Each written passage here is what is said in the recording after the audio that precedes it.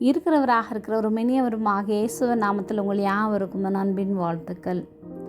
மகிமை சமாதானம். ஆகாய் 2:9. முந்தின ஆலயத்தின் மகிமையை பார்க்கிலும் இந்த பிந்தின ஆலயத்தின் மகிமை பெரிதாயிருக்கும் என்று சேனைகளின் கர்த்தர் சொல்லுகிறார். இவ்விடத்திலே சமாதானத்தை கட்டளையிடுவேன் என்று சேனைகளின் கர்த்தர் உரைக்கிறார் என்று சொல்லென்றார்.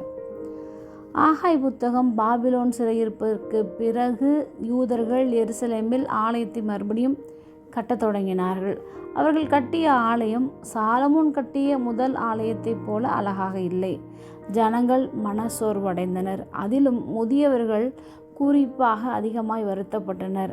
அப்பொழுதுதான் தேவன் தீர்க்கதரிசி ஆகாயின் மூலம் இந்த வாக்குத்தத்தத்தை அளித்தார்.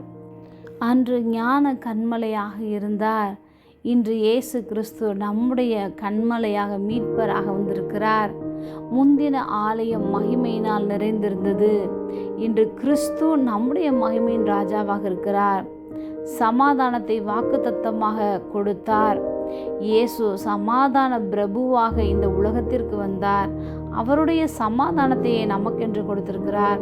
ஒரு கட்டடம் எப்படி இருக்கிறது என்பதை பற்றி இல்லை, அதில் யார் இருக்கிறார்கள் என்பதுதான். இன்று நாம் தேவனுடைய ஆலயமாக இருக்கிறோம் என்பதை உணர்வில் கொள்வோம். தேவன் நம்முடைய உள்ளத்தில் தங்கும் போது நிச்சயமாக அது மிகப்பெரிய மகிமையாகவும் நமக்கு மிகுந்த சமாதானமாகவும் இருக்கும். தேவனுடைய சந்ததி மகிமையானவர் நமக்குள்ளே இருக்கிறார் என்ற வெளிப்பாட்டோடு வாழ்வோம். ஜெபம்.